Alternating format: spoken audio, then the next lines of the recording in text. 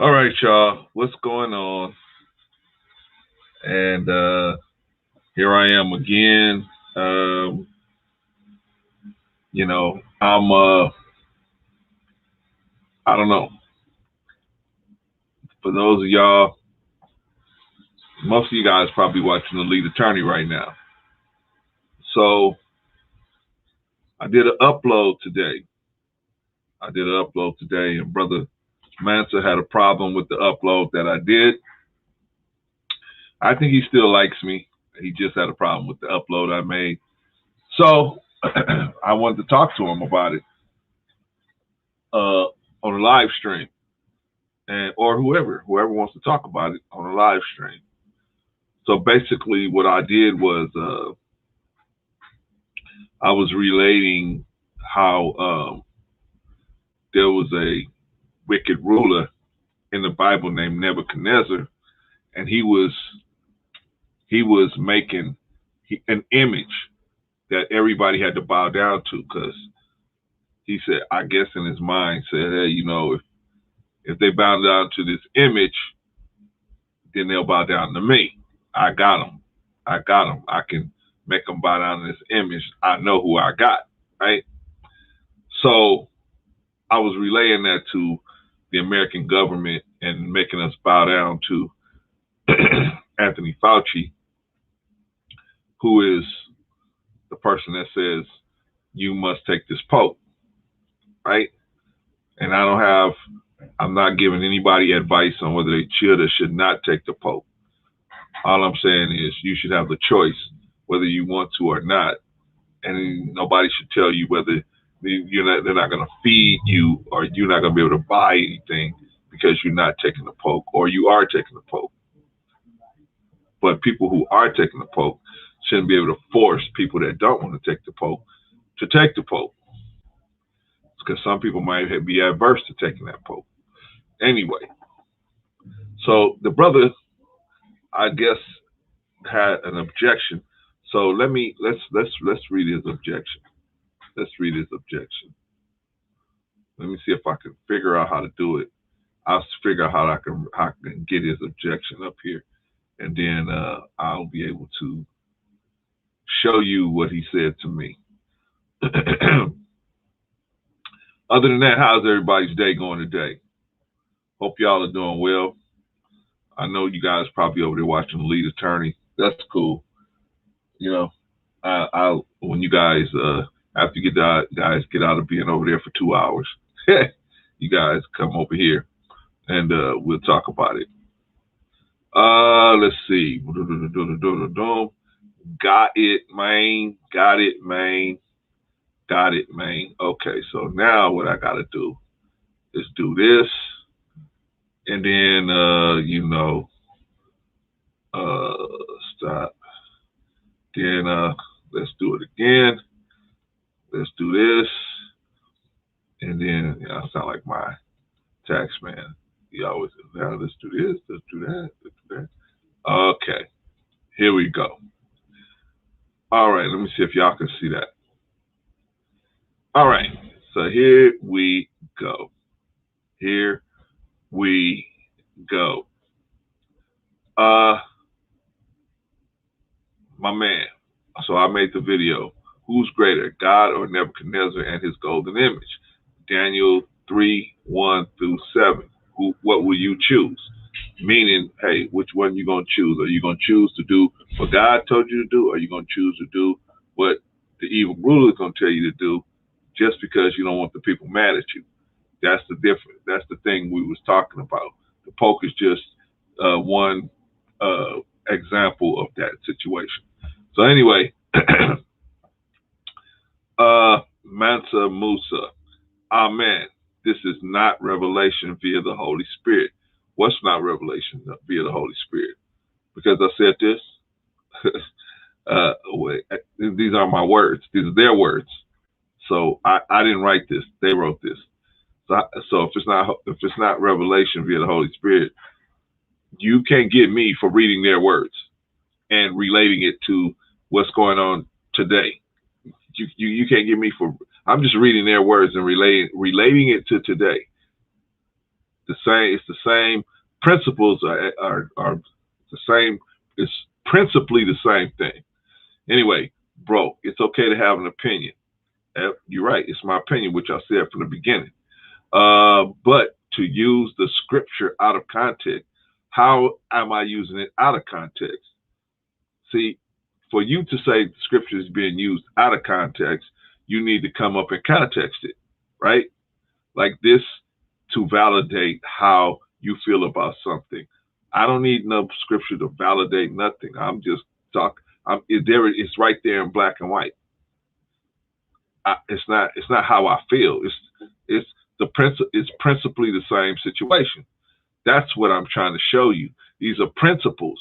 The Bible is a book of principles. What do you think? You're supposed to just read that and just leave that like that's nothing? Why do you think it's in there? It's there to show you that those principles can be applied to a lot of different situations. It's principally the same thing, but it's out of context, right? Okay, if what I'm saying is out of context, you or anybody else come up here and show me the context. To validate how you feel about something or someone is incorrect. It's just the principle, bro. And if the shoe fit, wear it. If it don't fit, don't wear it.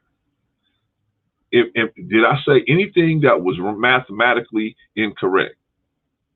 Of course I did not. Of course not. I did not say anything that was mathematically incorrect. They gave you an image of Fauci. They gave you an image of Fauci. What you mean, an image of Fauci? I mean, are you ever seen? You ain't never seen this dude Fauci. You see his image on TV. They gave you his image, and they make you bow to this image, telling you you've got to take the Pope. What did I say that was mathematically incorrect? But I know you guys. I know, Brother Manson. You come on and show me. You come on up and show me. If the Holy Spirit didn't say that about Dr. Fauci, bro, come on, man. These pastors got your mind locked.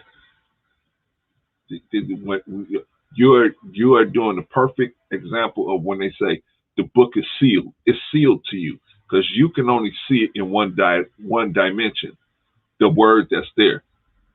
But then when they say the book is sealed, you're going to still open it and look at the words, but you ain't going to be able to get the full meaning of it because your mind is stuck.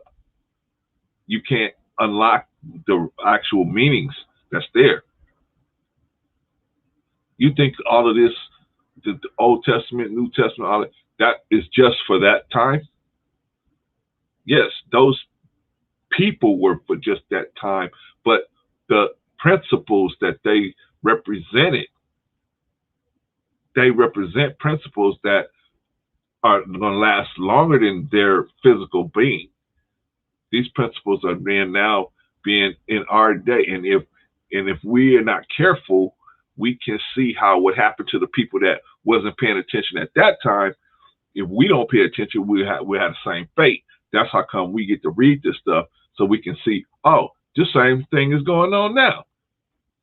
Okay, let's not be like them people. Let's move this way. But if we think about it like you thinking about it, oh, that was only then. We got to wait for God to say, do something, and then we can do it. What you think? God is the one that gave you the book so you can figure it out.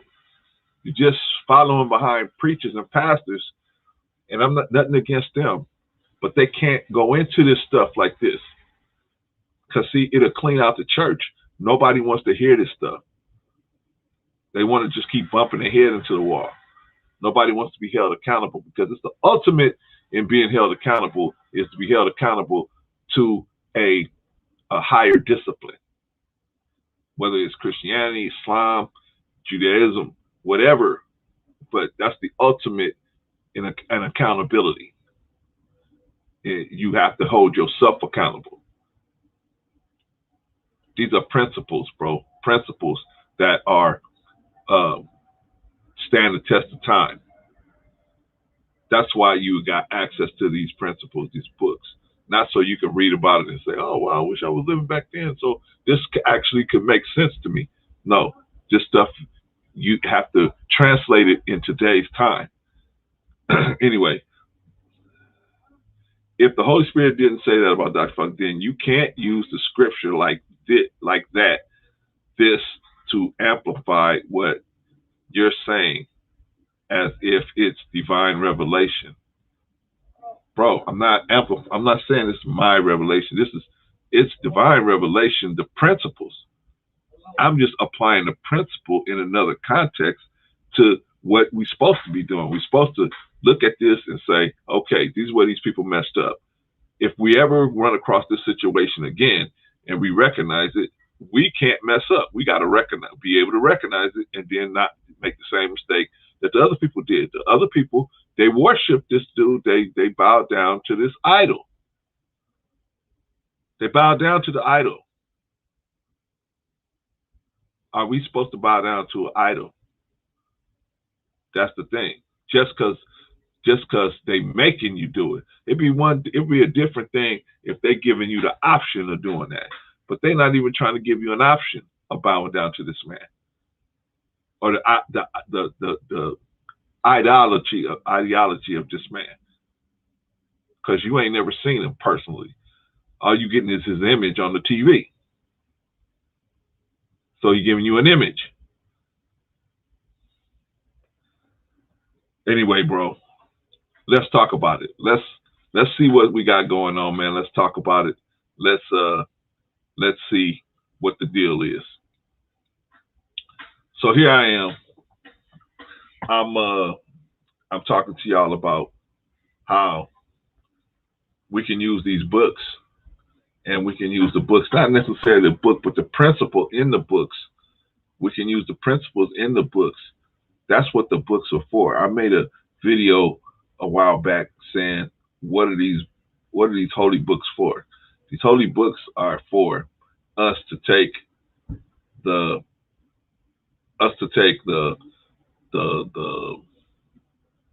these principles and apply them today.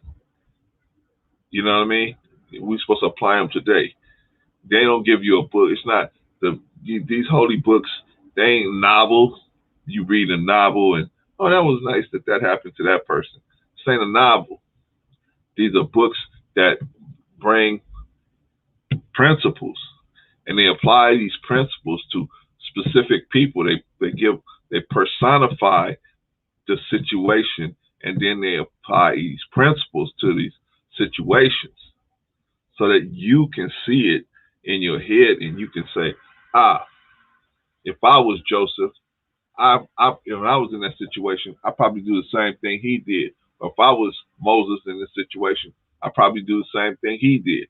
Or if I was Daniel or David, I would probably do the same thing in this situation. These books ain't novels, man. Brother Mansell, these books ain't novels. So don't look at it like, oh, well, they novels, I can just, no.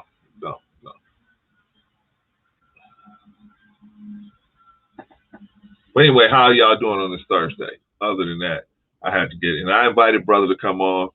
I haven't heard from him. He might be at work or whatever. So, I haven't heard from brother. So I don't think he's coming on. But if he does, he does. But I want to talk about,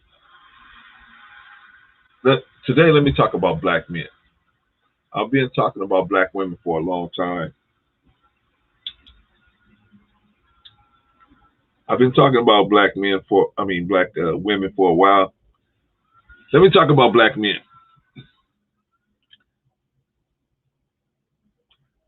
Why is it so difficult for black men to be in relationships? Or why is it so easy for black men to gravitate toward this red pill ideology? When I say red pill ideology, I'm talking about the ideology behind AMS, Mr. Lucario, Fresh and Fit, Greg Adams, those type of guys. Why is it that black men are able to go into it? Why? Well, the reason, one of the reasons why it's so easy is because historically, black men have been pushed away from real responsibility. I mean, in this country, when you were in your own country, you had responsibility. You had to run your own. You had to govern yourself. Here, you ain't never been asked to govern yourself. You was never been asked to provide for your women. You never was asked to provide. You just started providing for your women and children in the last 100 years. You were never in a situation where you had to do that. So now you're trying to do it, but the government saw you coming, or the people in the government at that time saw you coming. So what did they do? They set impediments in your place. One of the impediments is the womenist movement. They, some kind of way, was able to tell the black woman that black men were oppressing them. Some kind of way they got that by black women, right? So, but black men don't have no, and they quick, and black women are quick to tell you today, you don't own no companies, you ain't doing that, you ain't doing that. We wasn't doing it when you said we was oppressing you. We wasn't doing that. But for some reason, black women bought the farm, and when they said black women, when white women said our man is oppressing us, you know, your man's oppressing you too. So black women said, well, y'all you oppressing us, but we wasn't oppressing black women anyway. So we wasn't oppressing them, but the womenist movement said, hey, they're oppressing you. Black men are oppressing you. I don't know. Like I said, they quick to tell us, hey, white men ain't oppressing you. I mean, they're quick to tell us, the black men, you don't own nothing, you don't have nothing. We didn't own nothing, have nothing back then. So how could we oppress you? Anyway, y'all tell me. Y'all tell me. Anyway, let's move on. I want to talk about, like I said, I want to talk about black men. And I really want us to think about how, well, first of all, it's so easy. Everybody gets to walk away from the black community and not have to put anything in and not have to be responsible for it. Nobody, they don't have to do it. You know what I mean? All they want to do is, most black men, all they want to do is run around having sex with whosoever they can, with no responsibility and nothing, right? And sex was supposed to be, it's always been with responsibility, because a life might come from that activity. So responsibility was always with the sex.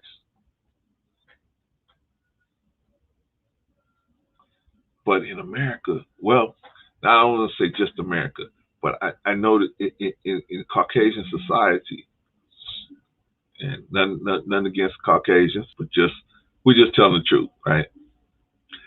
Caucasian society is far back as Romans and the Greeks. They always was trying to figure out a way to have sex minus the responsibility of having that sex. And so they came up with culture, they came up with ways to do it, right? Came up with ways to do it.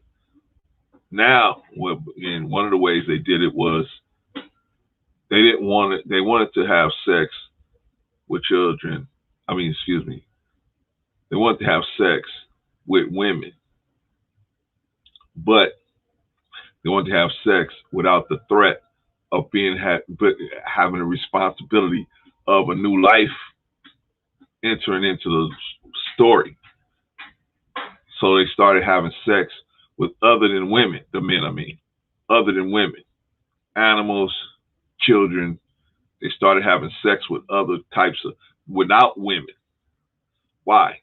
Because if you have sex with a child or you have sex with an animal, the threat of having a new life come and you have to be responsible for that new life is not there. And the damage being done to the person or the children or the animal that you having sex with is negligible in the minds of the men that say, hey, some kind of way there's a way to separate sex from responsibility. So they're always looking for ways to separate the sex from responsibility. So now to do that, they have to say, okay, we have to create a system where we can do that by which we can not have the threat of responsibility when we're having sex. So now if we have sex with children, there's no threat of another life coming where I have to be responsible for this life. If I have sex with a animal, there's no threat of the another life coming, being responsible for another life. Now, we know the Greeks practiced this. We know the Romans practiced this. They pushed it into Ethiopia and they pushed it into the Egyptians. They even went so far as to having same-sex, same gender sexual relationships because there was no threat of a new life coming and responsibility have to be taken. Therefore, that's why they did things like that. Now, what does that have to do with black men of today? I'm getting there. Hang on. I'm gonna get there. Black men of today, they have bought the farm as well. The Caucasian men have said, we do what we want to do. We do what we want to do. And we don't, God's order is not what we follow. We follow our own desires. What's right is what I can get across. If I can do it and get over and do it, that's what's right. If I can have sex with a woman and then dump her in the alley somewhere, hey, that's right. Right? So this is what the Caucasian society, and man, don't say, oh man, you racist. I'm not, it's got nothing to do with, this got something to do with truth. We're just talking truth. Because you think I'm jumping on white guys, guess what? Black men, hold on, hold your hat. I'm really getting ready to put my foot in your behind. Anyway, so Caucasian men, they've traditionally looked for ways to separate the responsibility from the sexual act. They traditionally have looked for ways to do that. And they found ways, like I said. One way is pedo type behavior.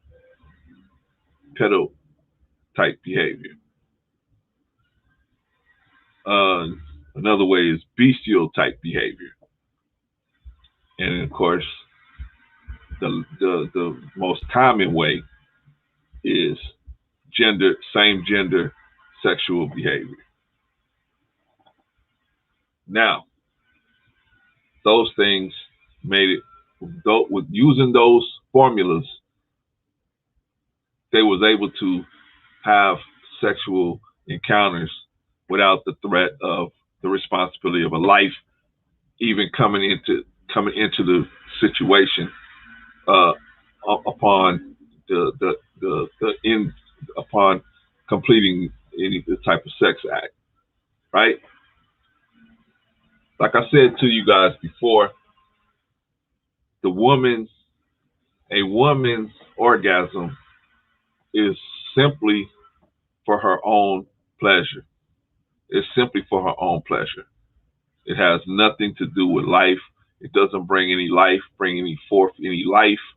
It has nothing to do with that. The only orgasm that brings life is a male orgasm. Why? Because the males carry the live germ. We carry the live germ. And the live germ is what you need to meet with the egg to create the explosion that introduces that combust life. Right? We all know this. Well, Brother Clarence, get back to black men. I thought you was going to beat up on black men. I'm getting there. I'm getting there. So like I said, in the Caucasian society, both past and now, there's always been they've always been working hard to try to separate sex and responsibility, and they have done a great job of doing that. Great job. Coming into the 1900s, they made some traumatic strides with being able to surgically destroy fetuses, meaning they would go and get them or use what we call the A word, baby termination, right? They have exceeded their own expectations, being able to destroy a baby before it even sets up. They have that situation.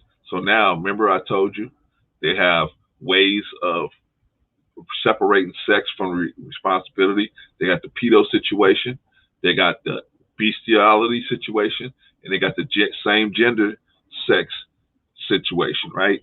Now, even if they have sex with a woman, they can go and get that life and terminate that life. I mean, they got so many ways of separating the sex from the responsibility. Black men have watched that. We saw it, and we said, man, I want to be like him. I want to be like the Caucasian. The Caucasian can separate. He can do what he wants. God said it's supposed to be a sexual situation. It's supposed to be a sexual responsibility with this sex. I was given this sex, and with it comes responsibility, right? It's like you get a driver's license. They tell you with driver's license comes responsibility. This is a privilege. It's a privilege to be with a woman and give a woman life and let her germinate it for you. And she's gonna give you somebody that's after your likeness, and it had and that life comes out. It looks like you, walk like you, talk like you, right? But you know what I'm saying? Now they can take all that away. So our black men, we were being responsible.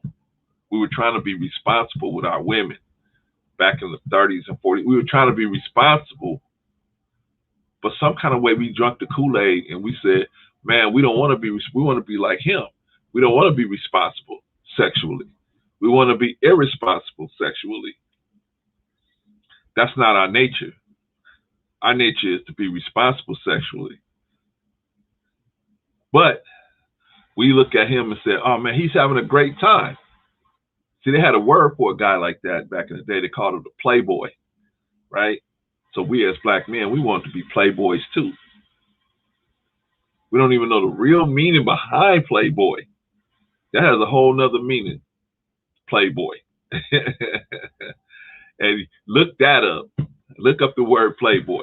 But I'm gonna use the connotation for now, right now. But where we assume that a playboy is somebody who's able to date a lot of different women and have no responsibility for anything, and just date a bunch of women, have a bunch of women around and have sex with them, right?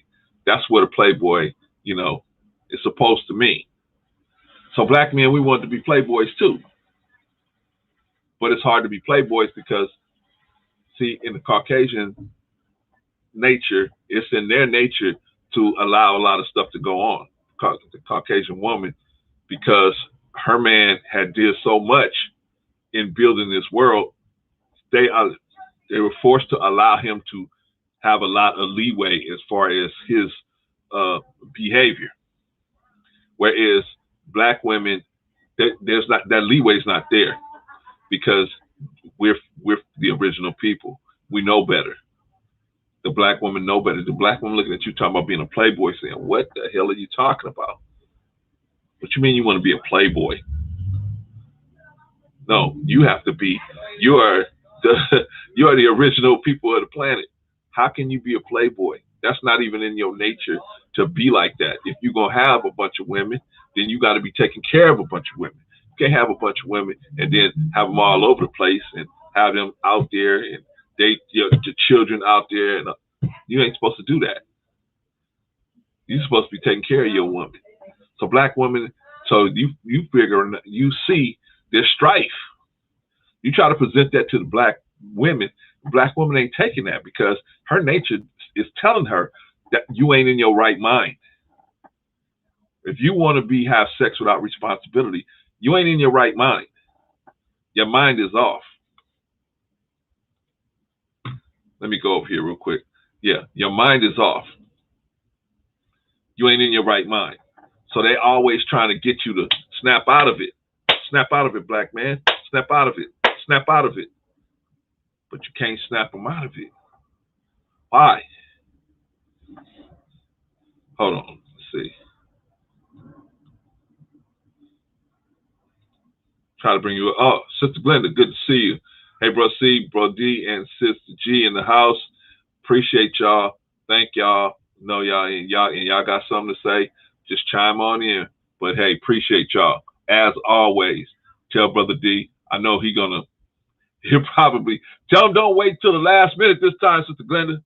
Tell him don't wait till the last time, because this time I might say, hey, Brother D, you got to write me a letter, write me an email, because I might get out of here. If Brother D's gonna come up, let him come up, a little bit earlier than last minute. I might go for a couple of hours this time, so he got time. Let him eat some dinner, and then he can come on up. But good to see y'all in the house. Anyway, what was I talking about? I was talking about why black men want to be involved with what they see the Caucasian men doing. They see the Caucasian men being playboys, playing around with all these different women. They want to do the same thing. So why is that? Why is that an issue? Well, because it's hard to do that with black women. Black women, if you go in now, black women are gonna say, if you're gonna be with other women, then you're gonna have to be responsible. Because a black woman has the capacity to care for her own children, plus other children that this man has fathered. She has the capacity to do that. In slavery, she was breastfeeding Caucasian babies. So she has the capacity to take care of children that aren't hers and care for them, because she looks at them as just children. She don't look at them as, oh, these are my children, this is her children. These are children. And if they're connected to the man in her life, then they children, right? So how are we able to how do we get this far? How did black men get this far? I'm telling you how they got this far, how we got so crazy. So now we want to be like the Caucasian, where we want the responsibility and sex separated. So we try to follow in their footsteps. We try the pedo situation, where you try to deal with children sexually, right? Why? Because you don't have to worry about child getting impregnated. You don't have to worry about that, right? That's one way you have to worry about having the responsibility of a child coming, right? The bestiality situation. We've even delved into that, right? But same thing. You don't have to worry about the responsibility of a child coming into the situation. And of course, the most common way is with same gender sexual contact, where you definitely don't have to worry about a child coming and the responsibility of dealing with a child coming, right? But the question is, why are black men so engaged in this behavior? Why they look at this as good behavior or something they should shoot for? Because they never had responsibility. Like I said, in slavery, you didn't have to be responsible. You didn't have no financial commitments.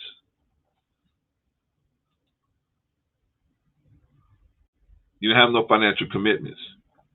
Brother D, I see you. And everybody, whoever else is here, I see y'all. Thank y'all for showing up and showing through. Brother D, go get you something to eat. Because if you're coming up, come on up. We'll eat you something, man. I know you probably just got off work. Sister Glenda got something for you, man. I'm sure she do. So go ahead and eat you something, man. Get yourself together, then load up if you're going to come on. If not, no problem. I'll see you next time. But love y'all, man. Thank y'all for always supporting the brother. I know y'all didn't want to sit in the lead attorney's live cast with. I mean, you know, and that's my dude, man. But you're gonna wait 2 hours.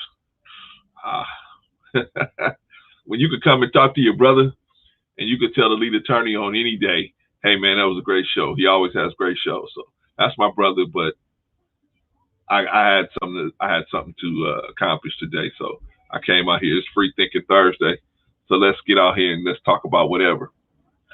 So today, right now, I'm talking about Black men and how they got to the point where all they want to do is run through as many women as possible. That is not our nature as Black people. That is not our nature. We didn't come to this country like that. That was taught to us as we were here. And like I said, in slavery, you didn't have no financial responsibility for your women. You didn't have no financial responsibility for your children. You had no financial responsibility even for yourself. I knew you guys are probably watching. I knew you guys probably over there with TLA, and that's cool, dude. I'm not, you know, you guys can always come back and watch me later, so it's no problem. I'm just, you know, I try to do things outside of when he's on, but I already had this in my mind to do it, so I'm just doing it.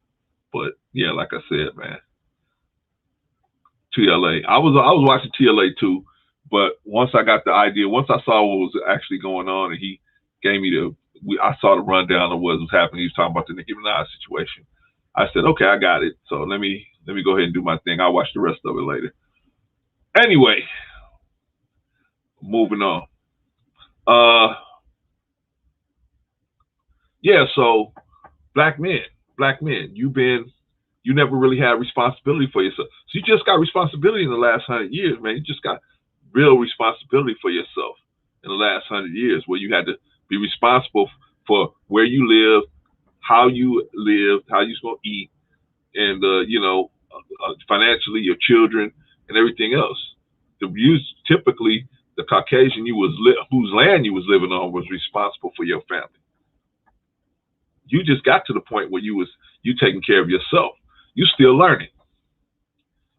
But does that open the door for you to be rambunctious and reckless with your woman? No, it don't. Not in my opinion. But I mean, I'm gonna just say names. I mean, you got places that encourage that wrecking ball mentality, or that slave mentality, that buck mentality, where you just go around having sex with whoever, and you don't have to have no responsibility. But that's not the case. Why? Because we have the live germ. We as men have the live germ. And if we have sex with somebody, there is a threat or a possibility that that person could get pregnant, or the woman. I'm assuming we having sex with women, not none of this other crazy stuff I was talking about. We having sex with women. And I'm saying gender sex is same gender sex is more you know, is better, is best out of all of those things. It's the best situation out of all of those things. At least you got two adults deciding what they're gonna do, as opposed to in the other situations, it's only one adult. Anyway, why are black men so attracted to this lifestyle?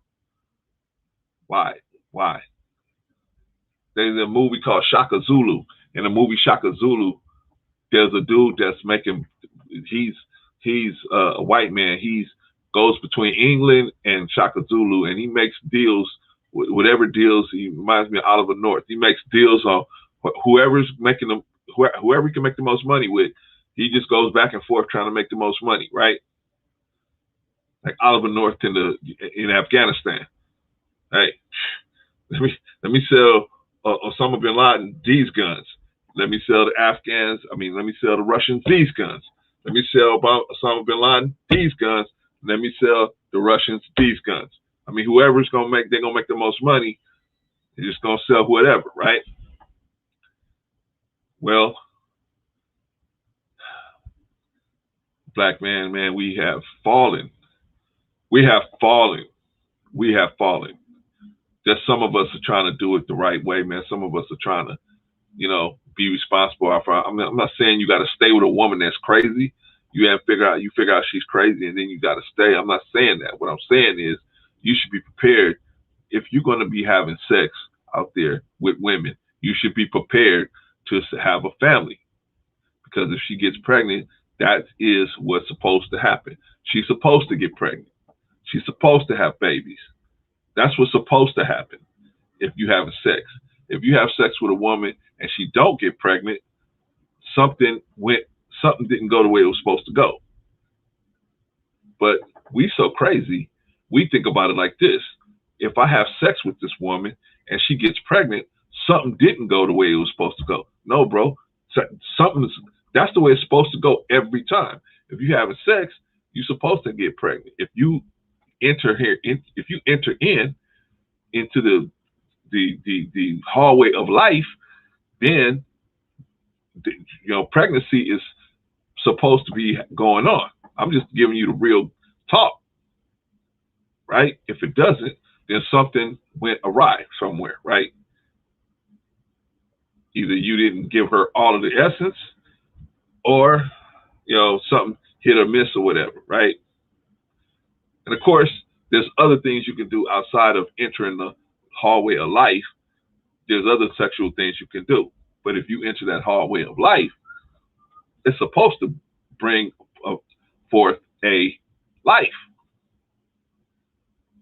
That's how it's supposed to go. And that life is supposed to give you as a man a new responsibility. That's how that is supposed to go. But we got it twisted as black men. We don't want no responsibility, right? We looking at the Caucasian guys and saying, man, they having the time of their life. They don't have no responsibility. They can have sex with as many women as they want. They don't have no responsibility. And they can get away with it, right? So now we as black men, we look at that situation and go, damn, that's what I want to do. I want to be a wrecking ball in the black community. The difference is the Caucasian, yeah, he might be having sex in his community, but one thing he will stick to is the script. He's not going to go off the script and say, tear his community down. Whereas that's what we doing. We having sex with all these different women and we just leaving them poof. Leaving them poof. We're not helping them bring a new generation of men into society.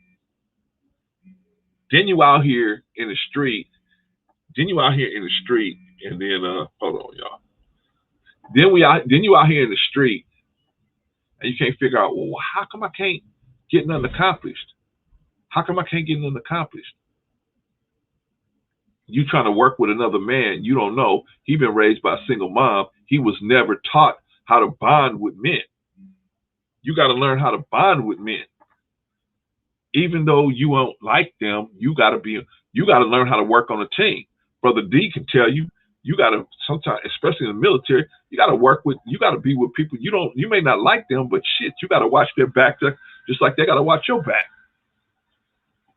You got to work with people you may not like them, but as a man, you got to learn how to do that. A woman can go on a job and quit. I quit. I don't like these people. I quit. You can't do that as a man. You start thinking about them mouths you got to feed. Shit. You got to stick on that job no matter how much you hate these people. JP in the house. Good evening at Let's Talk the Better Black Life and the Diehards. Glad to be here. What's the topic? The topic today, JP, is anything goes right now because you guys was over there at the lead attorney. I said, okay, I'll kick it off until you guys get over here. I'm talking about black men and where they went wrong and how they are. Usually, I'm trying to help talking to black women and trying to tell black women what they need to do to improve. But today, I'm going to talk about black men and where we coming short and how we can improve the situation and how did it get this way. So right now, I'm on how did it get this way. So how did, like I was saying, how it got this way. We seen how white men was enjoying their life.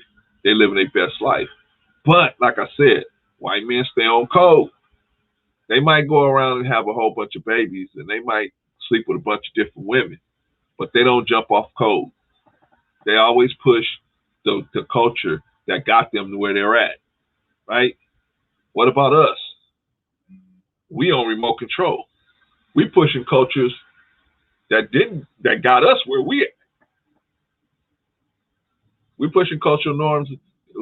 It's culturally normal. Oh, in fact, this is where I was actually at. You as a man, you can't go out. It's hard to work with men now because you can't say nothing to them. Why? Because they're so weak because they've been raised by single moms. And there's nothing against the moms. Where's the dads? The dads should be there in their life and should be there to help them, to show them life ain't fair. See, men, I'm telling you, man, as a woman, you can do the best you can, but man, nothing gonna show you how really unfair life is until you're around a bunch of men that don't like you. You really see how unfair life is. JP in the house. Do black men really care about their legacy, or are they content as long as their DNA is in the world? That's what we're talking about, JP. Yeah, see, the thing is, their brains have been hijacked.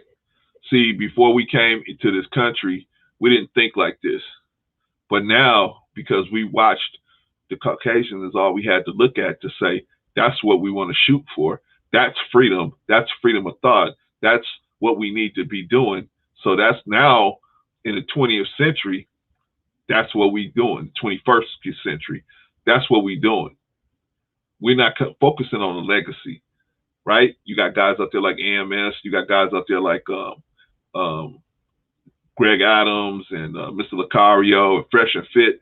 And those guys out there telling guys, hey, just bag and tag and keep moving. Just bag and tag, or be a hermit, right? They telling you, just bag and tag different women. Go out there on your purpose, and anybody that comes your way, if they're silly enough to go for what you're telling them, the low standards you're giving them, then go ahead and bag and tag them, right? So they're not really worried about their legacy. And I don't think they're really worried about their DNA. They don't want that. Like I said, the whole point with this was men want sex without responsibility. And that's not in the nature of black people. That's not in our nature. The Caucasian has shown us how to live that way. And so we think they're living their best life, living like that. And so that's why we're trying to follow in their footsteps. And nothing against Caucasian people in general. I'm just telling the truth. I have Caucasian friends. I do. But I'm just telling the truth. They're the ones that have their culture has been more open because of their success in being able to be detached from the evil that they do. They are able to be, so they can do more of it with less of an effect on their culture, as opposed to us. Now we're picking that up. We're picking that skill up now, which we can run through the black community, bagging and tagging women all the time without even a thought. Not even a thought. We can bag and tag, especially single moms. People look at single moms as low-hanging fruit, right? They just go in and want to bag and tag and then, get on the turnstile and get off. Not realizing, hey, what am I doing to this lady? What am I doing to these children? What am I doing to these people? What am I doing to the community? But like, you have people like Greg Adams, F the black community, right? You got a lot of guys out there that saying F the black community. Okay, I'll argue with them. I'm not here to argue with them or put them down or go back and forth with them or nothing. I just unsubscribed to them, because I realized I can't be down with that. That's me. I can't be down with that. I love our people too much, and I understand what they've been through, so I ain't holding it against them all by themselves, right? So, black men, what can we do? What can we do to try to get this thing right? What can we do? Because we are now faced with a situation where we got we lost 2 generations. Now we're losing a 3rd generation because we got the guys like I mentioned.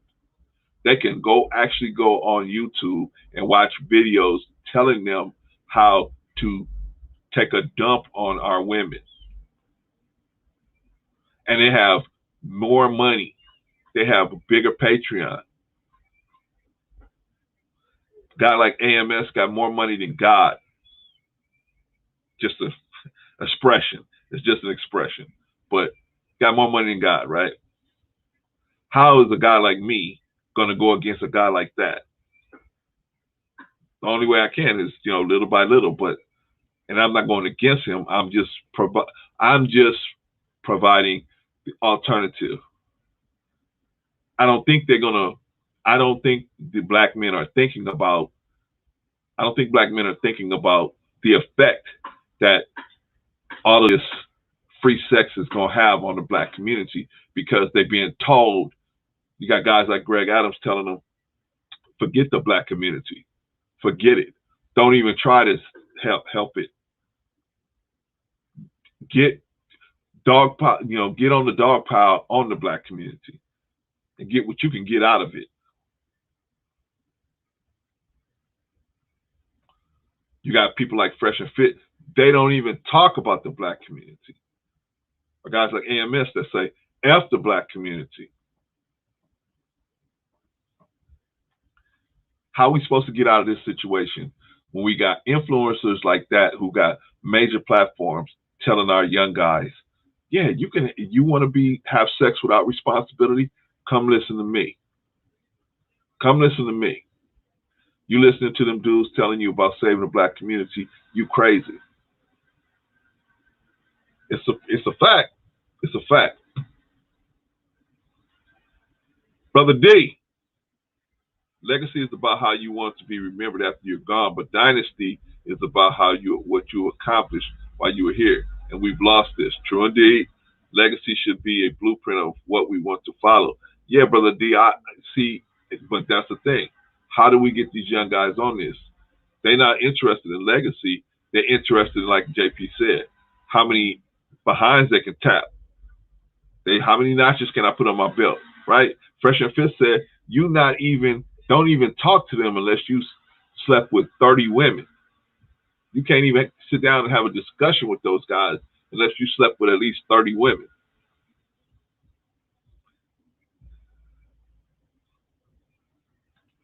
Sister J, messed up thing also, black men and women are depleting their DNA by mixing with other races, volunteering to exterminate the black race. Well, Sister G, luckily, God ain't going to let that happen. Our DNA is too strong. Doesn't matter who we mix with. Eventually, our genes will come out and just take over. That's why nobody wants to really mix with us, because if they do, they know that they're going to eradicate themselves at some point. So they try to stay away from us. I mean, I can understand that. It makes sense for them. Self-preservation for them. But yeah, no, we don't have to worry about our DNA being wiped out. That's not going to be the issue. The issue is going to be, we're going to create a situation like we have now, a lawless, virtueless wilderness. That how are we going to bring our children into a situation like this and have them accomplish anything? Because our people because the men are not looking for, they're running from responsibility, and the women are running from virtuousness, so the two will never meet. Good women and good men, it's hard for them to meet each other because they don't know what each other looks like. They walking past each other, they don't know what each other looks like. JP, do you gentlemen believe that capitalism is a benefit or a detriment to the black community, and why? Thank you for the question, JP. I don't think capitalism is a benefit, but I don't think it's a benefit or a detriment. I think it's us, and the reason why. Well, let me say why. I don't think it's a benefit or a detriment because the situation we're in, it wouldn't matter if it was capitalism, socialism, whatever. We would be in this situation because of our attitude towards our women. You can only, like Brother Jarvis said on Sunday, a nation can only rise as high as this woman. You're not gonna do anything. You're not gonna go any higher than your woman is in the society. So if you don't consider your woman anything, you're not going anywhere. Now the problem we have is that black men in today's society, they think they're part of the general white society. They think they're being accepted by the white society, or they don't care that if they have or haven't. They have, made a little cubbyhole for themselves where they can, take advantage of the little perks of being an American citizen without having to be responsible. You don't have to serve your country. You don't have to, you don't have to do anything to take advantage of the options of the perks that you get with this country. So that's unfortunately what a lot of black men have done. They just say, hey, it's better to just bag and tag than to get attached to any woman. And it's not because, but see, they don't understand. It's not because getting attached to women is bad. Getting attached to bad women is bad. You know what I'm saying? It's like if you always buying used cars and they're always messing up. It's not that it's not that cars are bad. It's the type of cars you buying. If you start buying a new car, you ain't gonna have all these problems with the cars. But black men think about that like women. They think, oh, well, I got with this woman, but she was bad. And I got with this woman. Yeah, but she was bad. And I got with this woman. Yeah, but she was bad. Okay, so they come to the conclusion, all women are bad, right? No, all the women you pick have been bad. But see, like I said before, unfortunately, our young men don't know what good women look like. Same thing with the women. They don't know what good men look like, so they walking right past each other. I did a video yesterday about the 10 virgins, parable of the 10 virgins. We're not illuminated, so we can't see. Good men can't see most of our women because they're not illuminated. They've been involved in too many bad relationships, and they got the continents on their face of the bad relationships. So good men see that continent and they go walking right past them. I don't care how much makeup you got on, how big the wig is. I don't care. It's not gonna make a difference if a good dude's gonna look at you and say, "Man, your countenance shows what you've been through," meaning the way your face looks like you got problems, right? You need something to illuminate you. But a lot of women, you can't tell. Like what I'm saying to y'all, I'm saying, hey, you women need to do a cleanse. If you out here, of course, not the married ones, people, but I'm talking about women that's out here, and they've been out here for a while, and then they say, you know what, I want to get a husband. Okay, first thing you need to do is clean yourself, clean your body. A man wants a clean drawing board to work with. He doesn't want to have to try to find space on this drawing board to work with. He wants a clean space to draw with. Let me see what Brother D is talking about. Brother D, they are seeing the wrong examples of what to follow. Absolutely, Brother D. That's why you got to get a YouTube channel fast, brother. You got to help me out down here. You and Sister G. Following what the white man does will never work because their way was designed for them and their exactly, bro. And nothing, hey, and it's no shade on y'all. It's just that's for you. This not for us.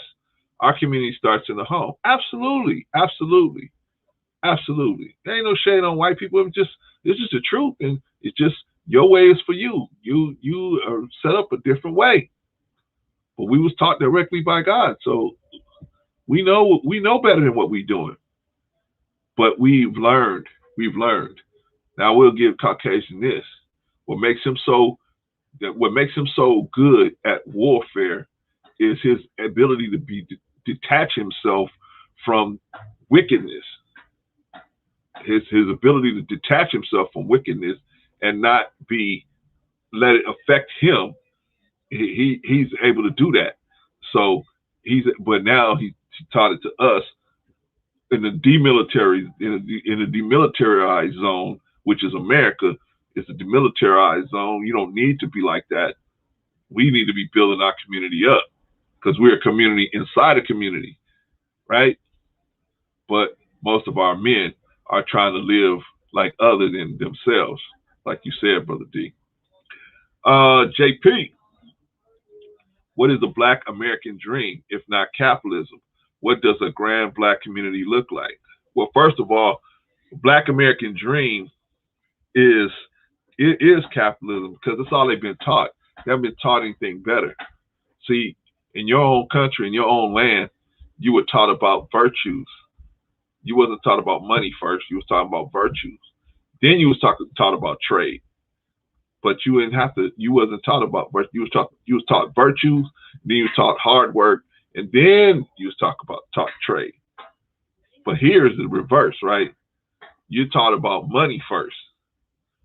The better person, if you had to pick between two people, if you took a little kid, 4-year-old, 5-year-old kid, and you put two different people in front of them that they never met, and you dress one up like they were super rich, and you dress one up like it's just a regular person, and you say, which one of these is the better person? I bet you 9 out of 10 of them children will pick the person that's dressed like a rich person. It's just the way things are taught over here. You taught that money means a lot more than it does, right? Now, our children are taught money means a lot more than it does, anyway, even though that's not our nature. Our nature is much more spiritual than physical about this money. Money is just a means to an end. Okay, yeah. I'm not saying you don't have to get no money. Get you your money. But you should still be the same person on the inside. As far as what does a grand Black community look like? A grand Black community looks like this.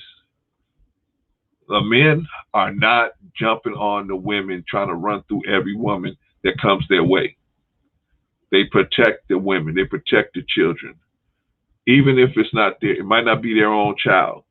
Okay, but you're gonna make sure if you walking down the street and a child say, "I'm lost. Can you help me get home, mister? Where you live, son?" I don't know. I know my phone number. Okay, let's call it. We gonna help out at least what we can do, right? We ain't gonna just see a little kid out there at nighttime and he's crying, saying, "I'm lost. I don't know where.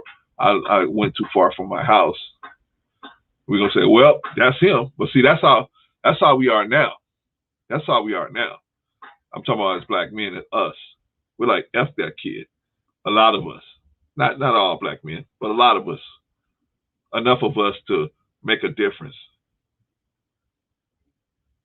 Our community needs to be tighter, but we don't know what that looks like. You're right, JP. We don't know what that looks like. Too many of us, we're running so far away from responsibility that we just, anything that has responsibility in it, if you go listen to all the guys I mentioned earlier, they never talk about responsibility. The only responsibility they talk about is to themselves. And Mr. Farrakhan said, you cannot be good to yourself. You can't do things for yourself to enrich yourself saying, I'm being good because I'm being good to me. You're supposed to be good to you, but you're supposed to be good to your fellow citizens out here, as JP would say, right? So that's what happened to black men, man. We started watching how Caucasians was able to have sex and just go at it. But what we didn't pick up on is they do not get off the script. They keep their community together. And I don't care what they do, they're going to keep their community together. Whereas black men, we got off the script. We said, oh, okay, I got to give up. The women's meeting came in and they don't value me, then forget them. I'm going to go do my own thing. JP, do we start by teaching loyalty and discipline?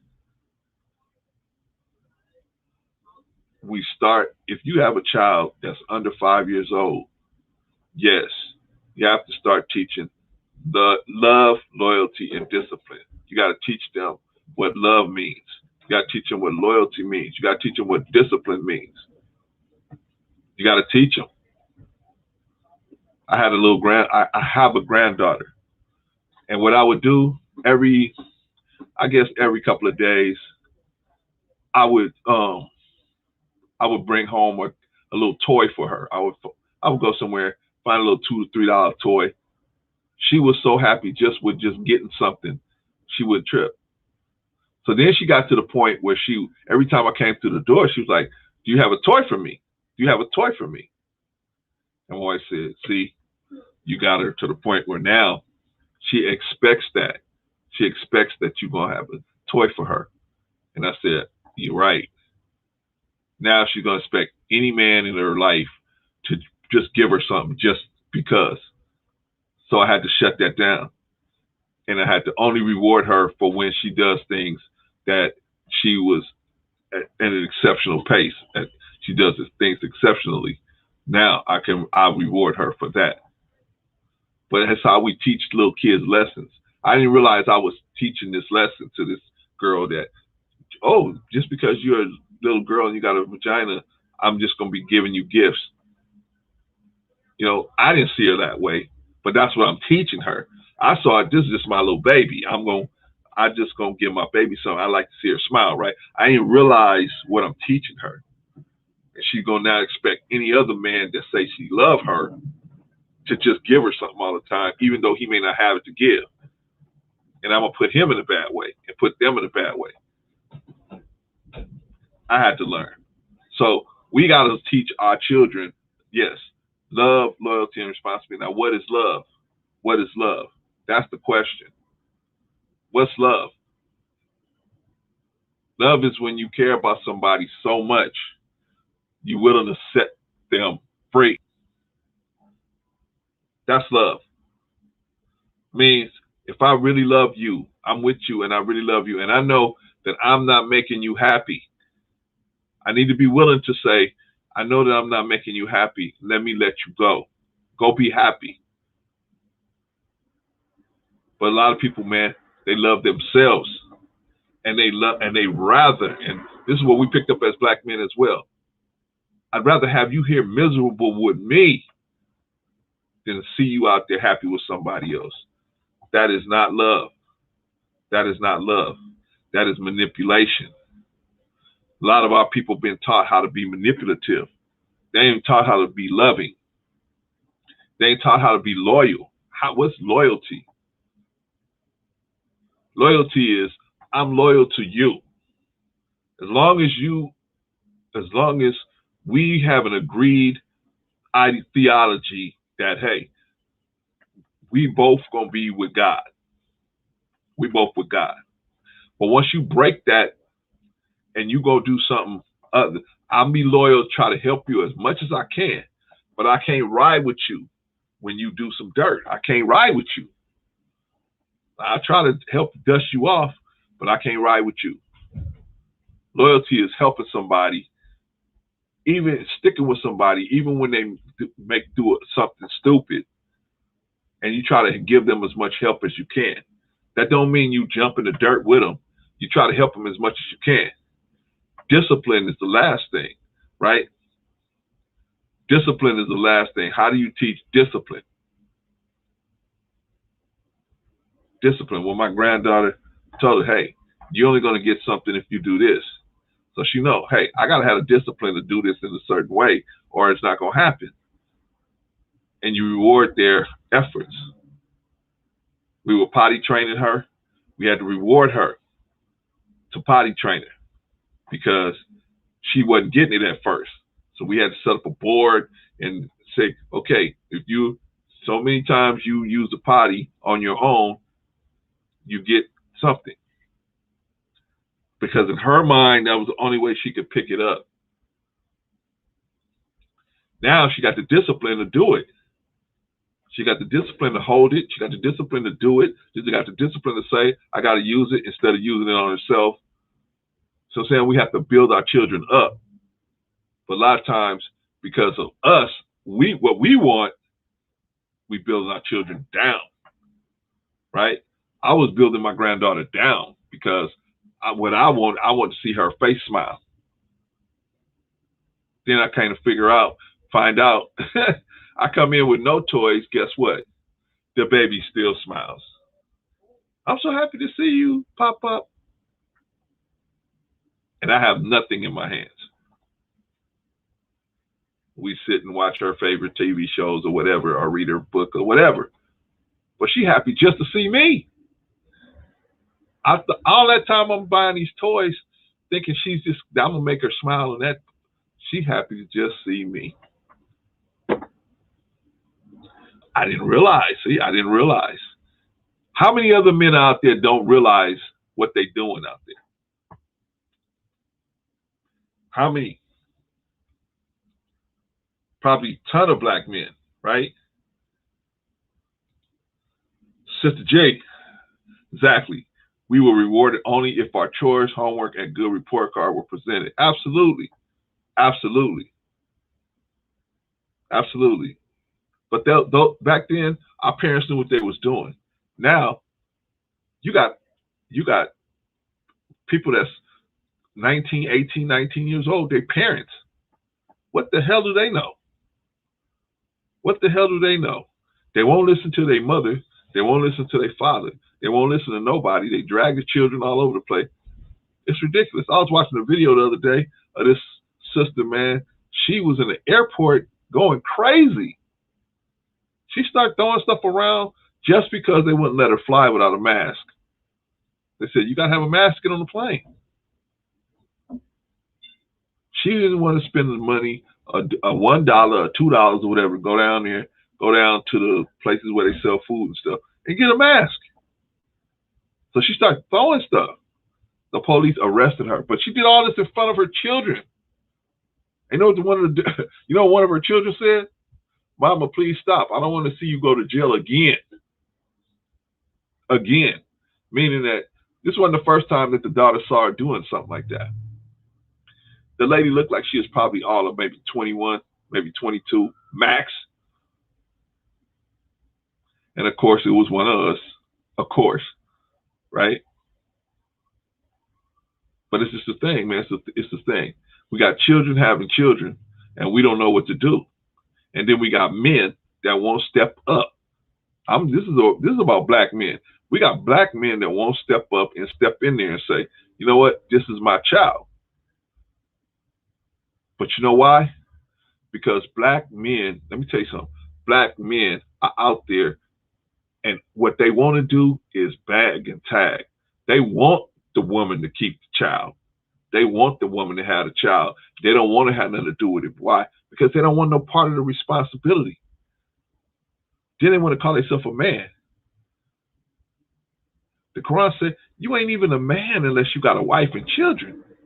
How can you call yourself a man unless you deal with wife and children?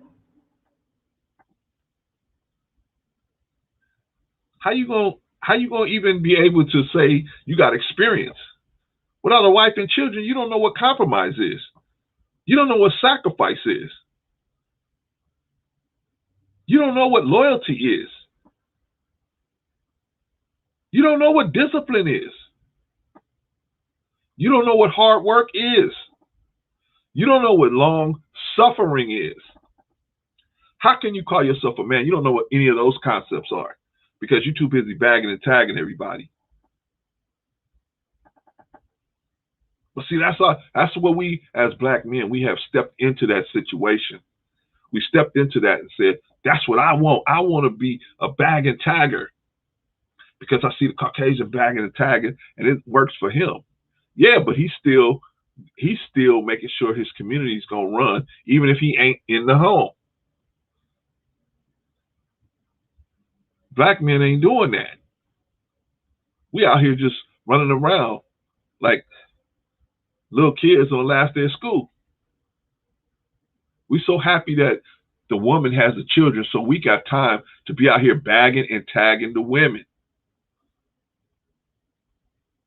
It's an unfortunate situation. It's unfortunate. And who pays the price? The children. I mean, the women pay the price. We pay the price as men, but ultimately the children pay the price because they don't get to see what character looks like. See, character is when you got to do stuff regardless. You got to do stuff regardless. That builds character. You're showing children sacrifice, humility. You showing these children virtues that you ain't got to sit down and teach them about them all the time because you ain't got time. You show them what these virtues look like. But we ain't doing that because black men ain't even in the house. Brother D, if you have children, you must be seen by your children. Absolutely. Man, Brother D, me and you probably, man, we are definitely cut from the same cloth, man. As someone to be idolized, and this must start early in childhood. Exactly. That's why I always tell women, don't argue with your man in front of the children because the children there has to be a lawgiver. Got to have a Moses in your house, man. Somebody that ain't nobody arguing with. This is it. This is the law. Bam. When they see their parents, they should see examples demonstrated daily by you. Exactly. I mean, we all on the same page with that. But the problem is the young black men of today, man, they're not getting it, man. Where are they going to learn this stuff? AMS? The roommates? Greg Adams? Fresh and Fit? Mr. Lucario? Is that what they're going to learn? Is that what they're going to learn? Responsibility? Sacrifice? They're not going to learn none of this stuff. Long suffering? Not. And I'm not saying you got to, I agree with the lead attorney on a lot of things. One of the things he said is, hey, man, if you see a relationship and it's bad, you shouldn't stay in it if it's bad. I'm going to say this. You shouldn't. But if you don't see no other way of being around your children on a daily basis, I think that's one thing that he doesn't see sometimes, is that some guys feel like, hey, if I break this thing up, I won't be able to be around my children and they're going to circle the drain and go down the tubes. And then all of this suffering would have been for nothing. So they stay. And they maybe get something going on the side, right? Because they're unhappy. But at least they see their children every day. They can make sure their children are in the bed. You know what I mean? When you're a father, there's no better feeling than turning all the lights off at the end of the day and being able to count heads in your household, and every head is there. It gets really hard to be in a position where you can't count heads. And you got to wonder, is everybody okay?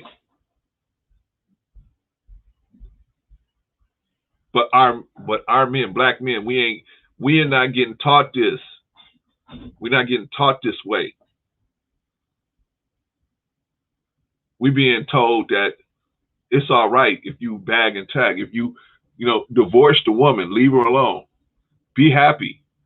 If the children are going to be all toe up, let them be toe up. Or you ain't going to be able to see them or whatever.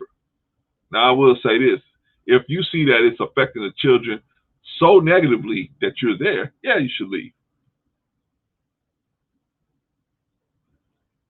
But like I said, nothing beats being able to turn off all the lights in your household and be able to count all the heads that's supposed to be there, and all them heads are there. Nothing beats that. That's the best feeling in the world. And that's the closest thing you're gonna get to a thank you from God, or God saying, "Well done, job well done." Whenever you turn the lights off in your house and you can count heads and all the heads are there, that's God telling you, "Job well done, job well done." You went through another day and got it done. Because you think about it, it's a lot of people out there, especially when the man leaves the house. Now there's no more rule. There's nobody that's, with no BS, right? There's nobody there with that's gonna cover that and say no BS now. So when you got the woman's got so many other things on her mind. She got to work on her mind. She might be trying to date. She might be trying to, she might have a family member that's sick. She might be trying to take care of that family member. She got other things. She might be in school. I mean, she got all these things going on. So the children can run game on the woman, especially if she's there by herself. You can't do that with a man in the house. You can't run a whole bunch of game. You're gonna have problems.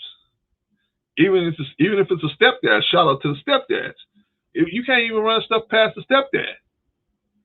A good stepdad is gonna be like, wait, what? No, that don't make no sense. Good stepdad is gonna count heads. Go through your house, make sure there ain't no gaps in security, and you turn off all them lights and you start counting heads. Okay, 1 head, 2 head, 3 head, 4 head, 5 head. We got all our heads are here. That's God telling you, job well done. Same thing with you, women. You go through your house counting heads, and all the heads are there. That's God telling you, job well done.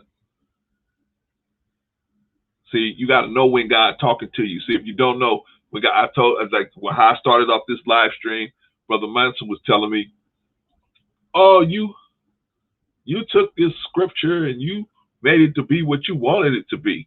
I was trying to explain to him, no, brother, it's not that I made it to be what I want it to be. These are just principles. This book is full of principles. You think it just applies to this time here with this Nebuchadnezzar guy? No, these are principles that can be applied now. They can be applied at any moment. If you're in a situation where some evil is being done, these principles can be applied. I ain't heard back from him. I invited him to come out and talk about it today, so I ain't heard back from him. So we'll see. Anyway, where was I? Oh, we were talking about black men and how black men have gotten to the point where they don't want responsibility in their community, for their community either. Now we done got to the point where we blaming everything on black women. Everything we blame it on black women. But we're the ones making all these single mothers. That's what I don't understand. How can you blame everything on single mothers when you are the reason there's so many single mothers out there? Us, you black man, us. We're the reason why there's so many single moms out here. Yet, first thing we do is say, I don't want to date a single mom. Right? But if you don't want to date a single mom, how come we are all contributing to the single mom revolution out here? Why? Because there's no father in the house. There's no father in the house. And we're not looking for responsibility. See, I'm gonna tell you something about black people in America. I'm gonna tell you something about black people in America. Black people in America do not want to have any other burden of responsibility placed on them. That's why they don't listen to a person like me, because I'm going to say, hey, you know what? You got to sacrifice. If you want to be in a relationship, you want to be a father, because that should be your goal. Your goal should be want to be a provider, protector, and a father. And we was taught the word father means further. I'm sacrificing to push you further than me. That's how everybody else looks at it, except for black men. Black men look at fatherhood as, hey, I threw a piece of money on the table. Either you did what you're supposed to do with it and you go do what you're supposed to do, or you don't. They don't, if the child don't listen, what child is going to listen to you all the time? None.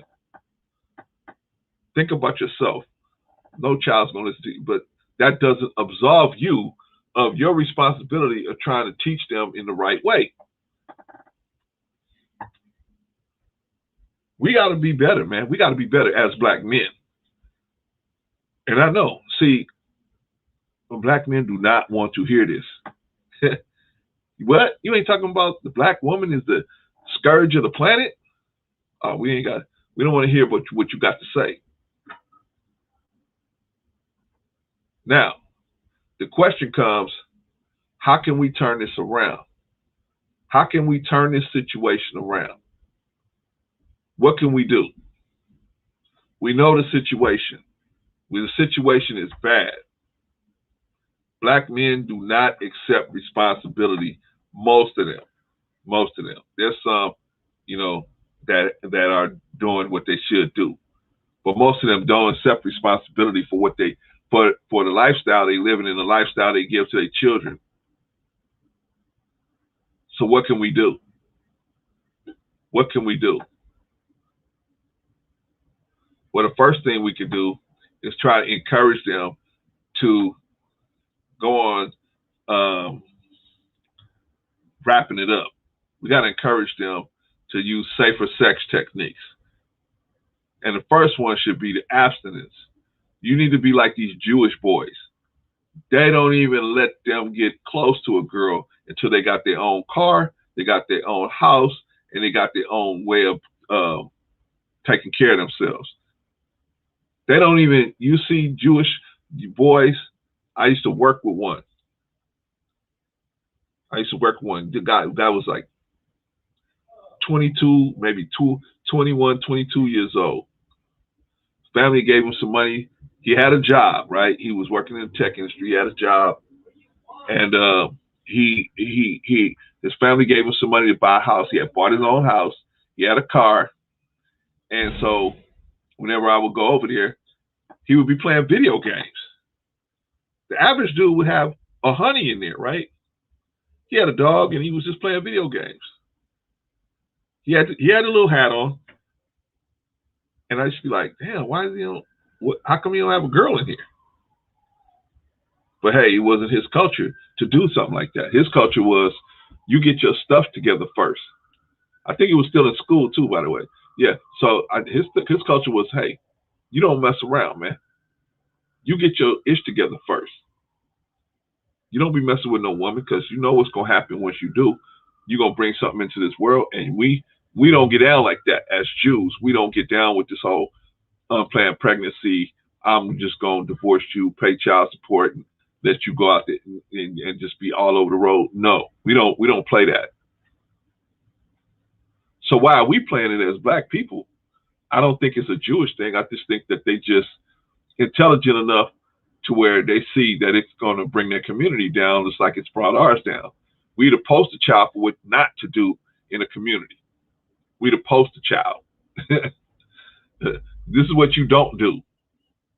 This is what you don't do. Don't let your women get out of control, and don't let your men be just a sex hounds, because this is what's gonna happen.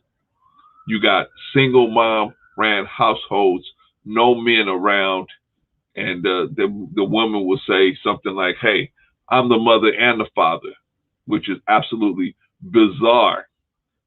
What other group of people says something like that? You'll never hear nobody in the white community say, "I'm the mother and the father."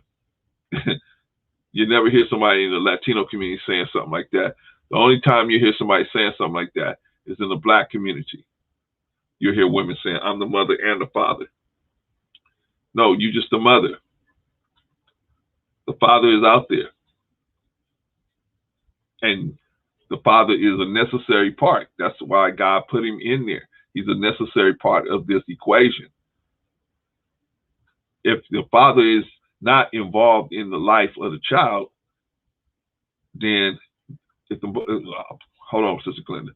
If the father is not involved in the process of raising a child, there's a deficiency. The child recognizes the deficiency there.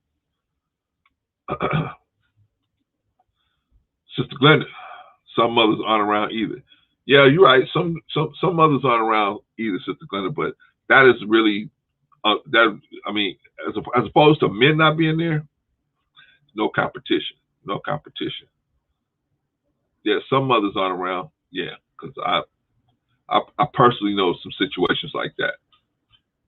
But if you were to hold that number up to men that's not there, no comparison, no comparison. Black men, you need to get with your children. Black men need to get with their children.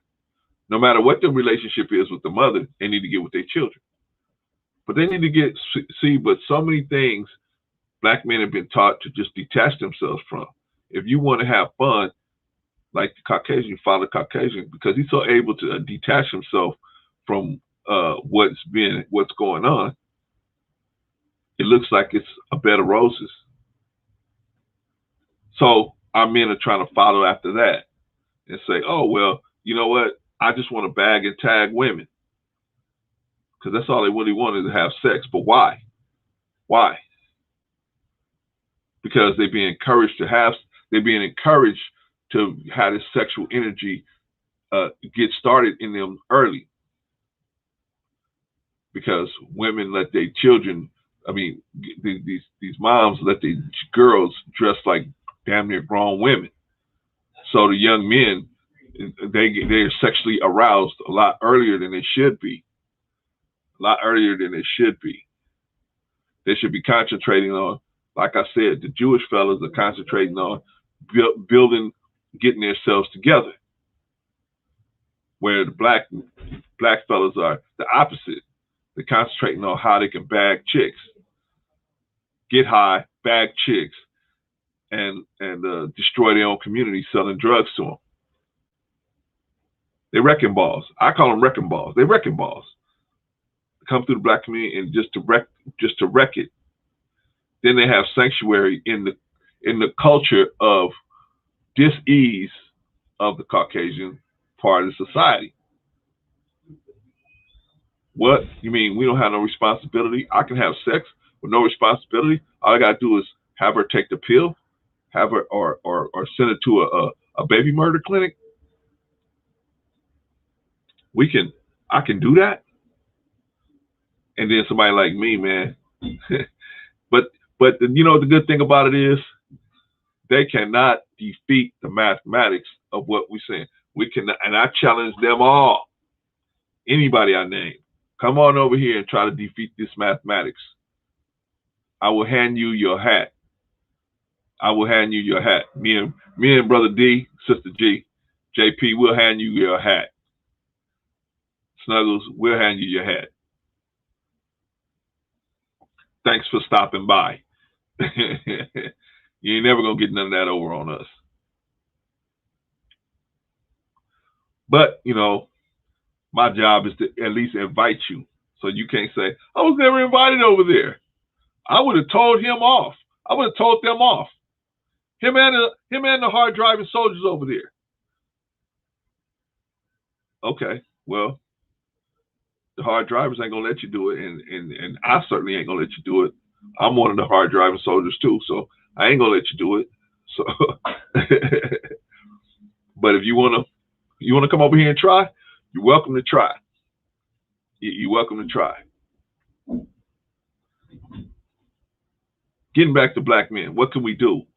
We got to start early, man. See, the one thing we know about young black men, young black males, is that they learn fast. They learn early.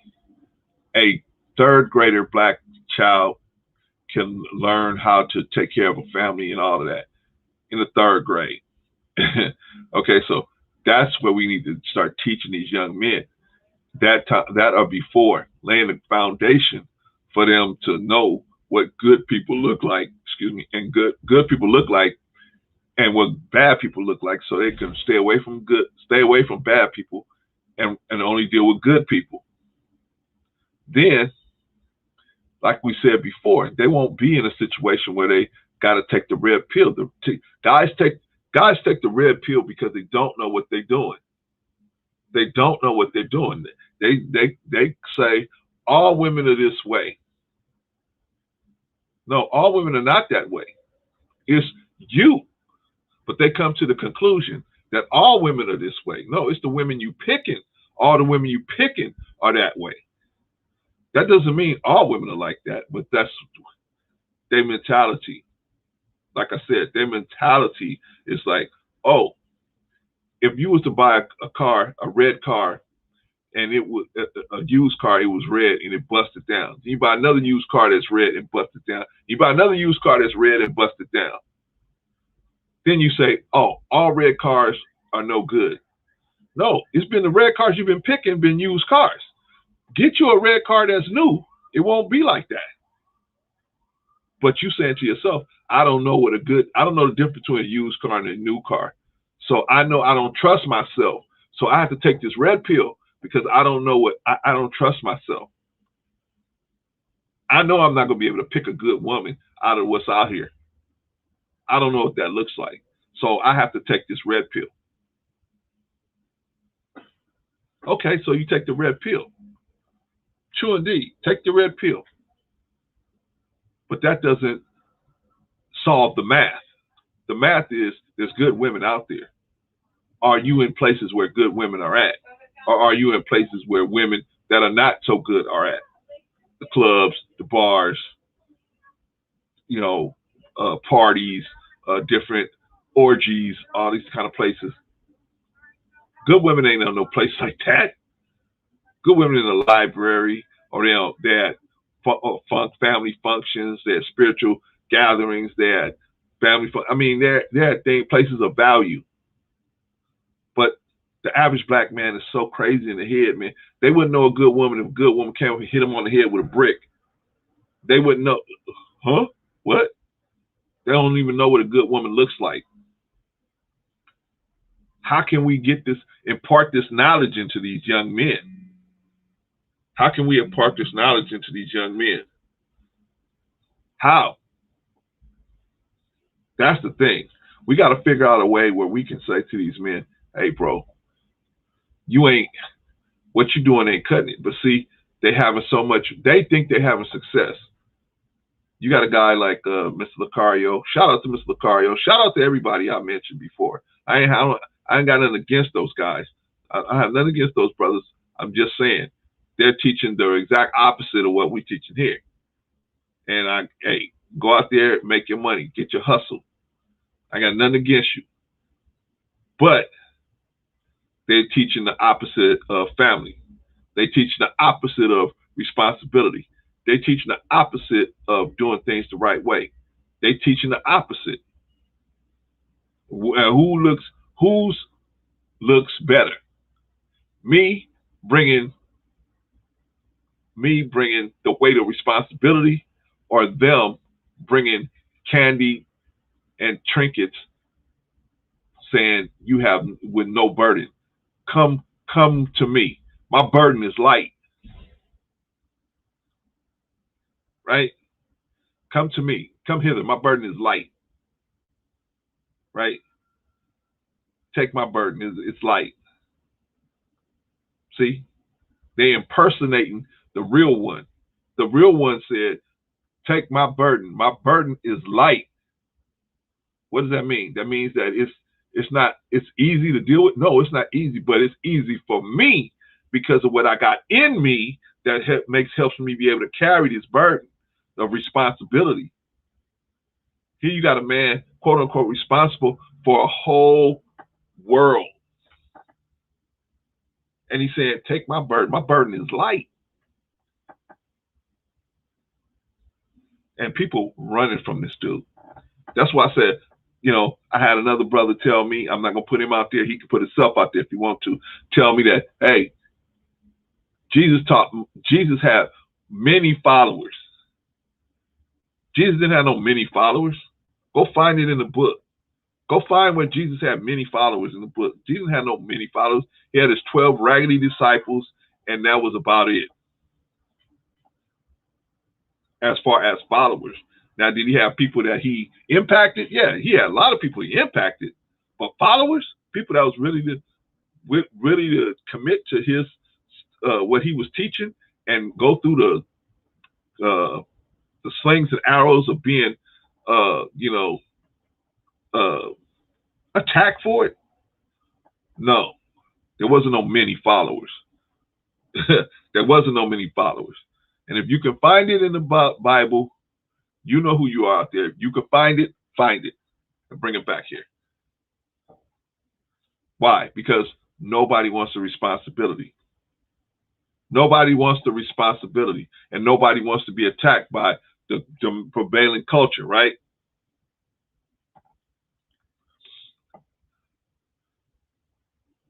Jesus was on one side, and the robber was on the other side. And Pontius Pilate said to the people, hey, one of these guys is going to get the axe. Which one do you want? He's asking the people, which one you want to spare? He want to see. If they picked Jesus, they probably was going to kill him anyway, but they didn't, because they were so scared of the ruling party, which was Pontius Pilate, and they're scared of being attacked for being a follower or believer in Jesus. What did they say? They said, give us the robber. Give us the robber. So Pontius Pilate, he said, hey, I went to your people, and your people said, give us the robber. I thought you was helping me. Didn't you feed these people? Didn't you do this? Didn't you do that to them? For them?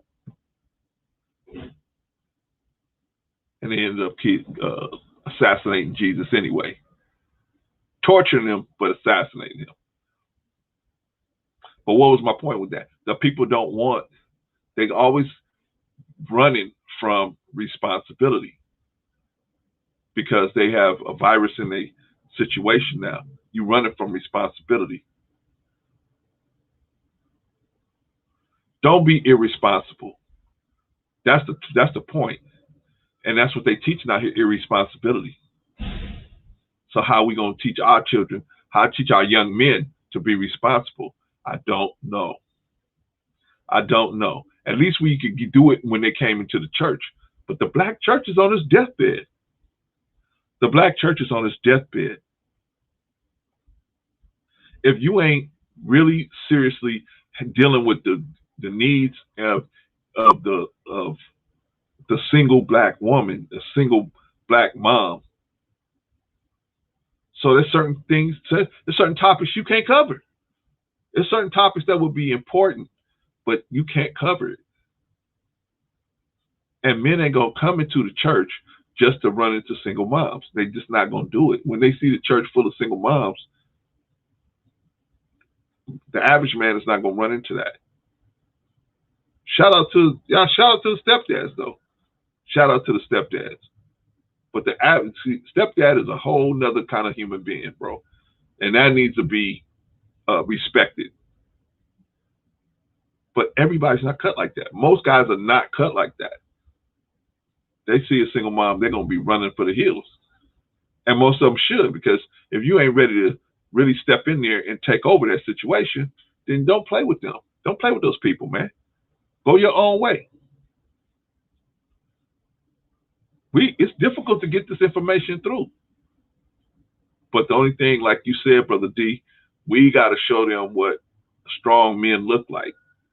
We got to show them what strong men look like. They think strong men are irresponsible men. They see men of irresponsibility, and they think that's strong. You having sex with bagging a bunch of different women without no responsibility, that irresponsibilityness is strong. That's a strong man. You a strong man. No, you strong under the guys in this society. And where we come from, we would have ran your ass out of there. We would have ran your ass out of our society. We ain't finna have you running through every woman in Africa. I mean, where we come from. Before the influence of the Caucasian, we run you out. We ain't finna let you be a wrecking ball in our. No. You don't want to treat our women right? Out. Go find someplace else where they're gonna let you treat the women out.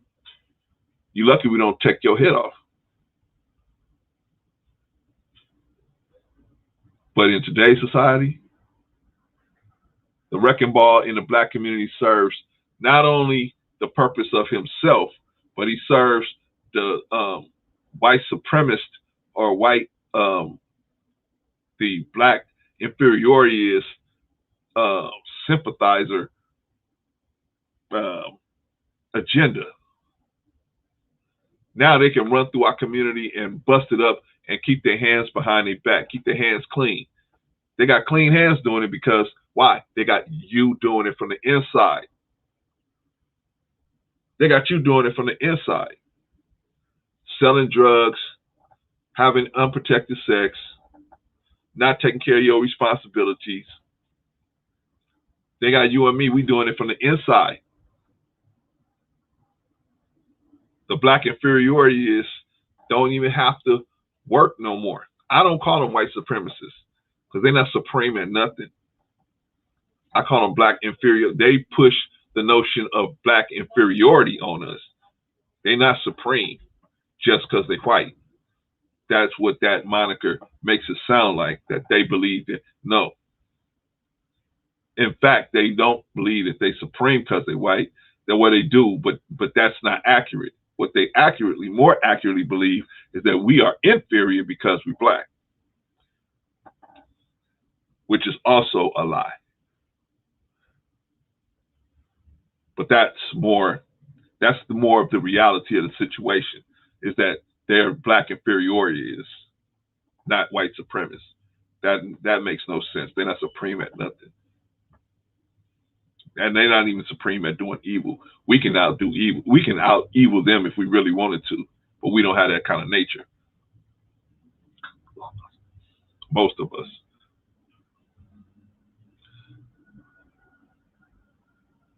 So we doing their work for them. All they got to do is just keep drugs. All they got to do is keep the drugs in the drugs coming through. They keep the drugs coming in. They keep the TV shows. First, now you got Canaan. I seen another show about strippers.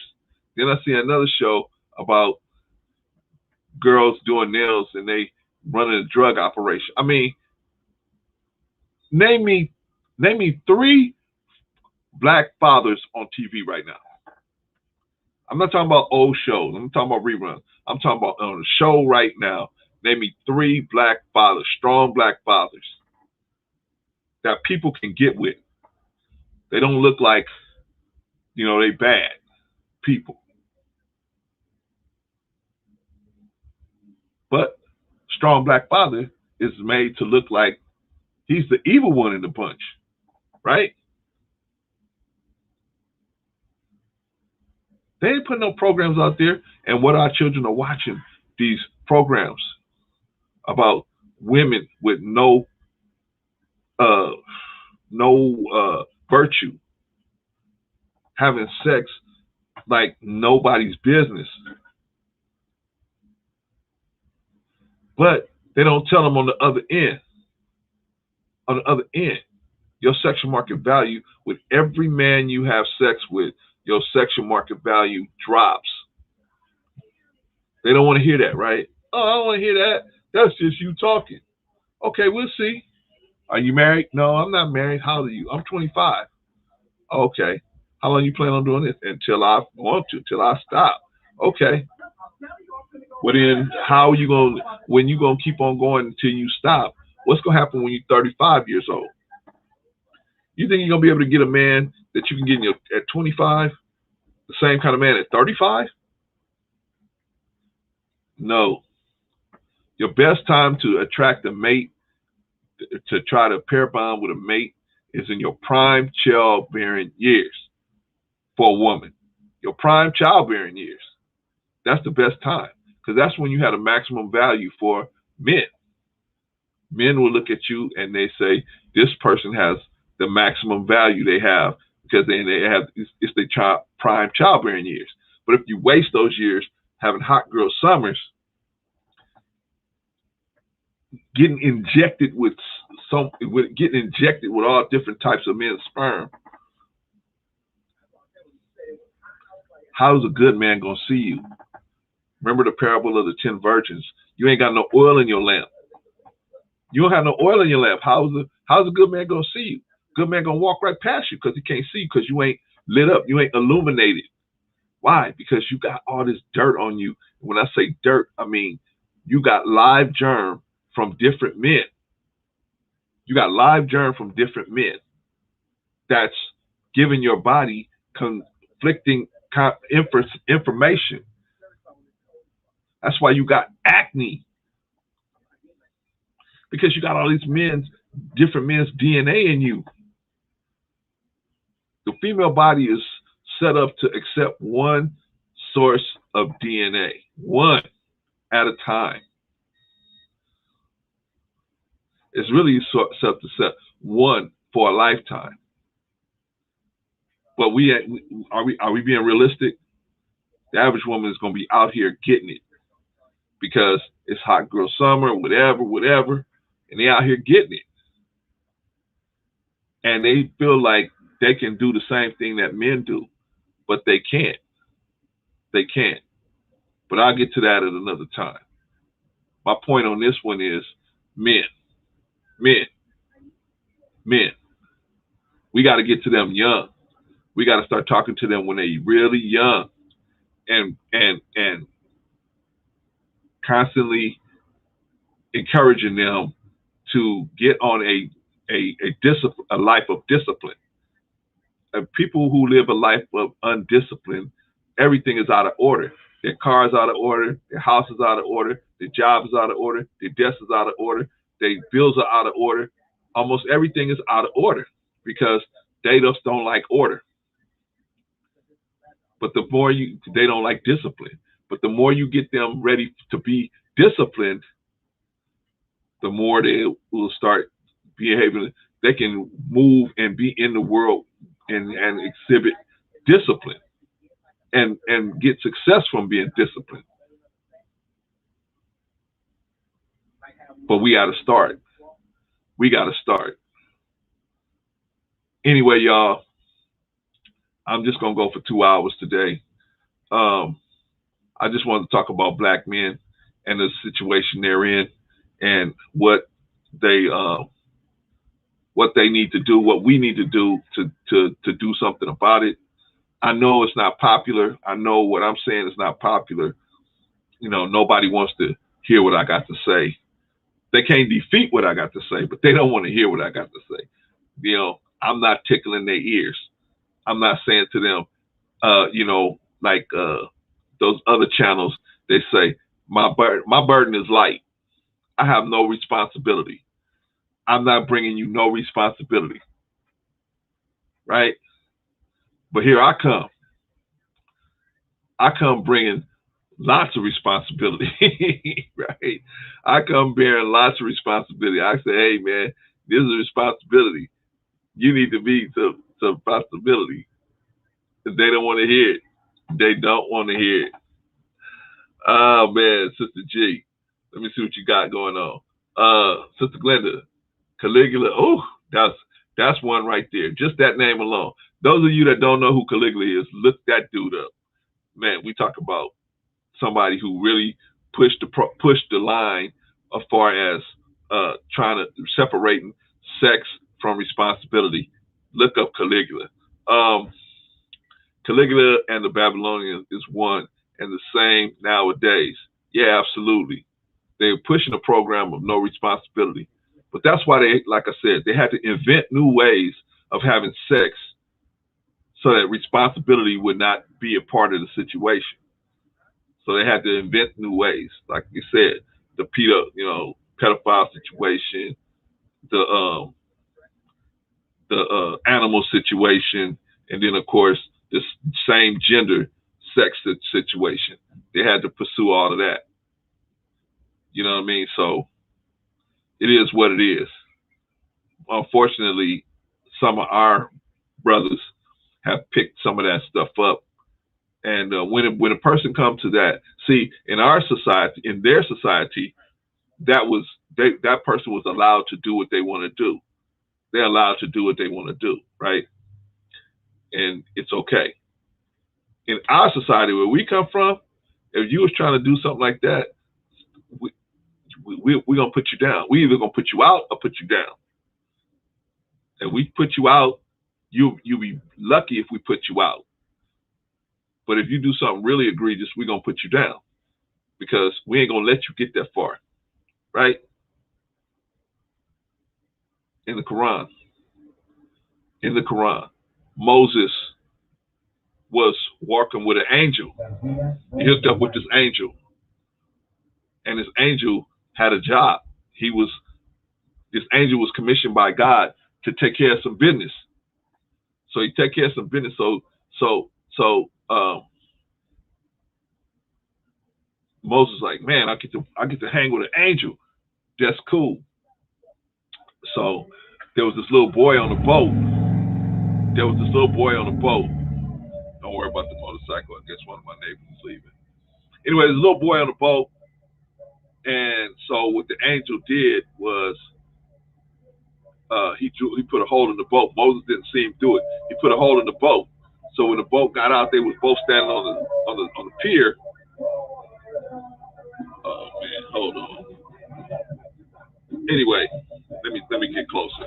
So they were standing on the pier, right? And so when they saw the boat go down, Moses said, "What did you do? What did you do? Why did you make that boat go down?" And the angel said, "Yeah, I made the boat go down." Moses was like, "What? Why would you do something like that? I thought you was an angel of God. I thought you was what? Why would you? Everybody drowned and died out there. Why did you do that?" The angel said, "Hey, I got a job to do. That little boy was going to grow up to be one of the most evilest rulers in the world. So I had to take him out. Period." That was a mercy that dude didn't live to do the people that he was going to do the way he was going to do them. Moses like, man, wow, it blew Moses' mind. Then Moses turned around and the dude was leaving. And Moses like, hey, what happened? Wait, I'm supposed to be going with you. I'm paraphrasing. I'm supposed to be going with you. The angel told Moses, hey, this is where me and you part ways. This is where you and I part ways. You can't handle this situation, this type of work here. You can't handle it because this is must-do work. Basically telling them it's too much responsibility for you. You ain't ready for this kind of responsibility. I'm saying a lot of our black men, they ain't ready for this kind of responsibility. They've been allowed to not have to be responsible so long. They ain't ready for this kind of responsibility. They just ain't ready. So the rest of us, we got to try to help them get ready. Let's try to help them get ready. Let's push them on every time we can push them. Let's push them so we can try to help them get ready. All right, y'all. I'm gonna let y'all go eat. I'm gonna let everybody go. Oh, I forgot to put the link out. No wonder none of you guys called in. No wonder you didn't get in, Brother D. I was like, what happened? I was waiting on you, Brother D. I didn't put the link out there. I forgot, Brother D. I'm tired today. Please forgive me, brother. If I don't put the link out and you want to talk, Brother D, all you gotta do is let me know. Just say, hey, bro, put that link out there so I can check in. I forgot, man. I got to talking. I forgot about it, man.